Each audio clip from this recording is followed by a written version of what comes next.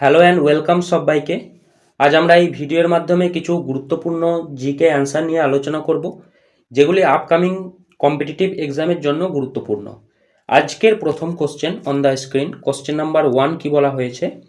সুরসেন মহাজনপদের রাজধানী কোথায় ছিল? আমরা ষোড়শ মহাজনপদ পড়েছি, যার মধ্যে সুরসেন মহাজনপদের রাজধানী জানতে চেয়েছে। তো সুরসেন মহাজনপদের রাজধানী কোথায় ছিল? অপশানগুলো হচ্ছে মথুরা, চম্পারণ, বারাণসী নাকি শ্রাবস্তি। এই চারটি অপশনের মধ্যে কোনটি সঠিক উত্তর হবে? প্রত্যেকে অ্যান্সার করো। সুরসেন মহাজনপদের রাজধানী কোথায় ছিল? সঠিক উত্তর হয়ে যাবে অপশন এ, অর্থাৎ মথুরাতে। এর পাশাপাশি দেখো কিছু তথ্য বলে রাখি, যেমন চম্পা হচ্ছে অঙ্গ মহাজনপদের রাজধানী, যেটি আবার এই চম্পা মালিনী নামেও পরিচিত। ঠিক আছে, নেক্সট হচ্ছে বারাণসী হচ্ছে কাশী মহাজনপদের রাজধানী। ঠিক আছে, আর শ্রাবস্তি হচ্ছে কোশল মহাজনপদের রাজধানী। এর পাশাপাশি কিন্তু এগুলো গুরুত্বপূর্ণ। নেক্সট কোশ্চেন নাম্বার 2 কি বলা হয়েছে? তিলপাড়া ব্যারেজ কোন জেলায় অবস্থিত? বীরভূম জেলায়, নদিয়া জেলায় নাকি হাওড়া জেলায় নাকি হুগলি জেলায়? তো এই চারটি অপশনের মধ্যে সঠিক উত্তর কোনটি হবে? তিলপাড়া ব্যারেজ কোন জেলায় অবস্থিত? 2 নম্বর কোশ্চেনের সঠিক উত্তর হয়ে যাবে অপশন এ, অর্থাৎ তিলপাড়া ব্যারেজ বীরভূম জেলায় ময়ূরাক্ষী নদীর উপর অবস্থিত। এখানে এই নদীটিও কিন্তু খুব গুরুত্বপূর্ণ, কোশ্চেনটা ঘুরিয়েও দিতে পারে যে তিলপাড়া ব্যারেজ কোন নদীর তীরে অবস্থিত। সেক্ষেত্রে সঠিক উত্তর হয়ে যাবে ময়ূরাক্ষী নদীর তীরে অবস্থিত। আর জেলা বললে বীরভূম জেলা। এখানে একটা আমি HW দিয়ে রাখি, যেটা ভিডিও শেষে প্রত্যেকে কমেন্টে জানিও যে বীরভূম জেলার সদর শহরের নাম কি। নেক্সট 3 নম্বর কোশ্চেন, ভারতীয় সংসদের উচ্চকক্ষে কে সভাপতিত্ব করেন? ভারতীয় সংসদের উচ্চকক্ষে কে সভাপতিত্ব করেন? অপশনগুলো দেখে নিই। রাষ্ট্রপতি, উপরাষ্ট্রপতি, লোকসভার স্পিকার নাকি অ্যাটর্নি জেনারেল? সঠিক উত্তর কি হবে? কোশ্চেনটা কিন্তু খুব ভালো কোশ্চেন, যে সঠিক উত্তর কি হয়ে যাবে? 3 নম্বর কোশ্চেনের সঠিক উত্তর হবে উপরাষ্ট্রপতি। অপশন বি হয়ে যাবে এই কোশ্চেনের সঠিক উত্তর। এখানে ভারতীয় সংসদের উচ্চকক্ষ অর্থাৎ রাজ্যসভা, ঠিক আছে, ভারতীয় সংসদের উচ্চকক্ষ বলতে এখানে রাজ্যসভাকে বোঝানো হয়েছে। তো এই রাজ্যসভাতে কে সভাপতিত্ব করে থাকেন? সেক্ষেত্রে সঠিক উত্তর হয়ে যাবে উপরাষ্ট্রপতি। যদি এটা নিম্নকক্ষ বা লোকসভা জানতে চাইতো, তাহলে সঠিক উত্তর হতো লোকসভার স্পিকার। ঠিক আছে, এই যে লোকসভার স্পিকার, এই লোকসভার যে স্পিকার তিনি নিম্নকক্ষ বা লোকসভাতে সভাপতিত্ব করেন। বর্তমানে আমাদের লোকসভার স্পিকার কে আছে প্রত্যেকে জানিও। আচ্ছা, এখানে কিছু পয়েন্ট আমি বলে রাখি যে রাজ্যসভা এবং লোকসভা নিয়ে, যে রাজ্যসভা যে আছে আমাদের কেন্দ্রীয় আইনসভা হচ্ছে 3টি জিনিস নিয়ে গঠিত। একটি হচ্ছে রাষ্ট্রপতি, একটি উচ্চকক্ষ বা রাজ্যসভা, আর একটি হচ্ছে নিম্নকক্ষ বা লোকসভা। এবার রাজ্যসভা নিয়ে আসি। রাজ্যসভার ম্যাক্সিমাম সদস্য হয়ে থাকে 250 জন। আমাদের এই রাজ্যসভা ভারতীয় সংবিধানে 5ম অধ্যায়ে আর্টিকেল যদি আমরা বলা হয়, আর্টিকেল হচ্ছে 80 আর্টিকেল বা 80তম অনুচ্ছেদে এই রাজ্যসভার কথা উল্লেখ আছে।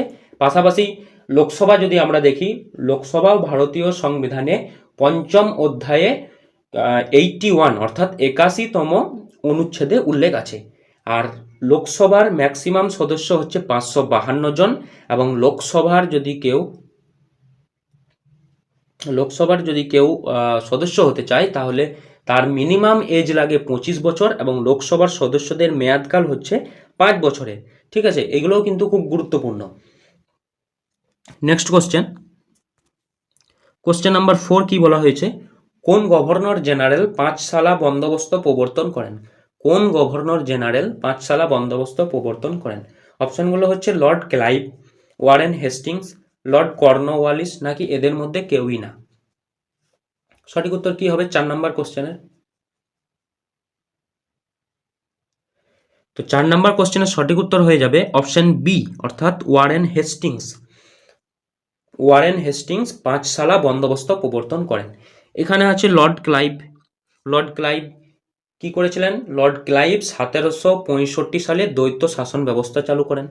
আর লর্ড কর্নওয়ালিস, খুব গুরুত্বপূর্ণ কোশ্চেন, লর্ড কর্নওয়ালিস 1793 সালে চিরস্থায়ী বন্দোবস্ত প্রবর্তন করেন বা চালু করেন। ঠিক আছে, নেক্সট কোশ্চেন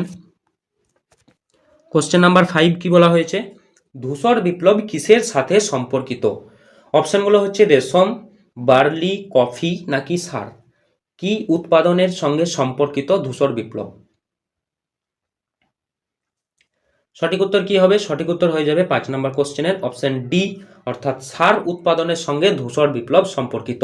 এখানে কিছু পয়েন্ট বলে রাখি, যেমন সবুজ বিপ্লব। সবুজ বিপ্লব হচ্ছে মেনলি খাদ্য শস্য উৎপাদনের জন্য বিখ্যাত বা সম্পর্কিত, বিশেষ করে ধান, গম। ঠিক আছে, শ্বেত বিপ্লব যদি আমরা দেখি, শ্বেত বিপ্লব হচ্ছে দুগ্ধ উৎপাদনের ক্ষেত্রে। আর এই শ্বেত বিপ্লবের জনক, এটা কিন্তু খুব গুরুত্বপূর্ণ কোশ্চেন, যে শ্বেত বিপ্লবের জনক কাকে বলা হয়? সঠিক উত্তর হবে ভার্গিস কুরিয়েন। আচ্ছা, গোলাপি বিপ্লব যদি বলা হয়, গোলাপি বিপ্লব হচ্ছে পেঁয়াজ ও চিংড়ি উৎপাদনের ক্ষেত্রে। এখানে একটা আমি হোমওয়ার্ক দিয়ে রাখি, ভিডিও শেষে প্রত্যেকে কমেন্টে জানিও যে হলুদ বিপ্লব কিসের সাথে যুক্ত। নেক্সট কোশ্চেন নাম্বার 6 কি বলা হয়েছে, বিসিজি অর্থাৎ ব্যাসিলাস ক্যালমেট গুয়েরিন। এটা কিন্তু খুব ফুল ফর্মটা দিয়ে থাকে পরীক্ষায়, যে বিসিজি এর পুরো নাম কি? সঠিক উত্তর কি বললাম? Bacillus Calmette Guérin. এই বিসিজি টিকা কোন রোগ প্রতিরোধে ব্যবহৃত হয়? অপশনগুলো হচ্ছে জন্ডিস, ম্যালেরিয়া নাকি যক্ষা নাকি কলেরা। এই চারটে অপশনের মধ্যে সঠিক উত্তর কোনটি হবে? সঠিক উত্তর হয়ে যাবে অপশন সি, অর্থাৎ যক্ষা। বিসিজি টিকা যক্ষা রোগ প্রতিরোধে ব্যবহৃত হয়, যক্ষা বা টিবি যেটা বলতে পারো। নেক্সট 7 নম্বর কোশ্চেন, HTML এর পুরো নাম কি? অপশনগুলো হচ্ছে hypertext makeup language, option B হচ্ছে hypertext markup language, option C হচ্ছে hybrid makeup language, option D হচ্ছে হাইব্রিড মার্কআপ ল্যাঙ্গুয়েজ। তো এই চারটি অপশনের মধ্যে কোনটি সঠিক উত্তর হবে? এটা একটা কম্পিউটার রিলেটেড কোশ্চেন। তো 7 নম্বর কোশ্চেনের সঠিক উত্তর হয়ে যাবে অপশন বি, অর্থাৎ হাইপারটেক্সট মার্কআপ ল্যাঙ্গুয়েজ। HTML এর পুরো নাম হচ্ছে hypertext markup language. Next question. আচ্ছা, এই নেক্সটে যাওয়ার আগে এখানে দুটো আমি গুরুত্বপূর্ণ ফুল ফর্ম বলে রাখি, যেগুলি হচ্ছে HTTP আর একটি হচ্ছে FTP। HTTP এর পুরো নাম হচ্ছে হাইপারটেক্সট ট্রান্সফার প্রোটোকল, আর HTTP এর পুরো নাম হচ্ছে ফাইল ট্রান্সফার প্রোটোকল। ঠিক আছে,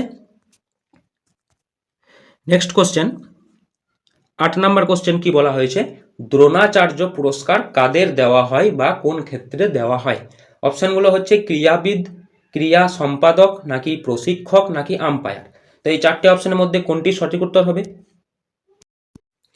তো এই চারটি অপশনের মধ্যে সঠিক উত্তর হয়ে যাবে অপশন সি, অর্থাৎ প্রশিক্ষক বা কোচ যারা হয়ে থাকেন তাদেরকে দ্রোণাচার্য পুরস্কার দেওয়া হয়। এর পাশাপাশি পুলিৎজার পুরস্কার দেওয়া হয় সাংবাদিকতার ক্ষেত্রে, গ্র্যামি পুরস্কার দেওয়া হয় সঙ্গীতের ক্ষেত্রে, বোরলোগ পুরস্কার দেওয়া হয় কৃষিক্ষেত্রে, এবং আমি একটা এখানেও হোমওয়ার্ক দিয়ে রাখি যে গণিতের ক্ষেত্রে কোন পুরস্কার দেওয়া হয়, এটাও কিন্তু প্রত্যেকে কমেন্ট বক্সে জানিও। এটা কিন্তু খুব গুরুত্বপূর্ণ কোশ্চেন। ঠিক আছে, নেক্সট কোশ্চেন 9 নম্বর কোশ্চেন কি বলা হয়েছে, তড়িৎ প্রবাহের এসআই একক কি? অপশনগুলো হচ্ছে কুলম, ভোল্ট নাকি অ্যাম্পিয়ার নাকি ওয়াট। তো এই চারটে অপশনের মধ্যে সঠিক উত্তর কোনটি হবে? তড়িৎ প্রবাহের এসআই একক। তো 9 নম্বর কোশ্চেনের সঠিক উত্তর হয়ে যাবে অপশন সি, অর্থাৎ অ্যাম্পিয়ার। তড়িৎ প্রবাহের এসআই একক হচ্ছে অ্যাম্পিয়ার। দেখো, এই কুলম, ভোল্ট, ওয়াট এগুলো কিন্তু খুব গুরুত্বপূর্ণ, পরীক্ষায় কিন্তু এসে থাকে। তো কুলম কার একক হচ্ছে? কুলম কার একক? কুলম্ব হচ্ছে বৈদ্যুতিক আধানের এসআই একক হচ্ছে কুলম্ব। ঠিক আছে, আর এই ভোল্ট হচ্ছে বিভব পার্থক্যের এসআই একক, আর এই ওয়াট হচ্ছে ক্ষমতার এসআই একক। এগুলোও কিন্তু মনে রেখে দিও, এগুলোও কিন্তু খুব গুরুত্বপূর্ণ। নেক্সট কোশ্চেন 10 নম্বর কোশ্চেন কি বলা হয়েছে, মানালি শহরটি কোন নদীর তীরে অবস্থিত? এটাই আমাদের শেষ কোশ্চেন। তো মানালি শহরটি কোন নদীর তীরে অবস্থিত? অপশনগুলো হচ্ছে বিপাশা, বিতস্তা নাকি গোদাবরী নাকি ব্রহ্মপুত্র। তো এই চারটি অপশনের মধ্যে সঠিক উত্তর কোনটি হবে? এই টপিকটাও কিন্তু খুব গুরুত্বপূর্ণ, যে কোন নদীর তীরে কোন শহর অবস্থিত। তো 10 নম্বর কোশ্চেনের সঠিক উত্তর কি হবে? সঠিক উত্তর হয়ে যাবে অপশন এ, অর্থাৎ বিপাশা নদীর তীরে মানালি শহরটি অবস্থিত। এখানে কোশ্চেনটা এইভাবেও দিতে পারে যে মানালি শহর কোন রাজ্যে অবস্থিত, সেক্ষেত্রে সঠিক উত্তর হবে হিমাচল প্রদেশ। ঠিক আছে, দেখো বিতস্তা, বিতস্তা বা ঝিলম নদীর তীরে অবস্থিত শহরটির নাম হচ্ছে শ্রীনগর। ঠিক আছে, এগুলোও কিন্তু মনে রেখো। আর গোদাবরী, গোদাবরী নদীর তীরে অবস্থিত শহর হচ্ছে নাসিক। ঠিক আছে, আর এই ব্রহ্মপুত্র, এই ব্রহ্মপুত্র নদীর তীরে অবস্থিত শহর হচ্ছে গুয়াহাটি। ঠিক আছে, তো থ্যাংক ইউ সবাইকে।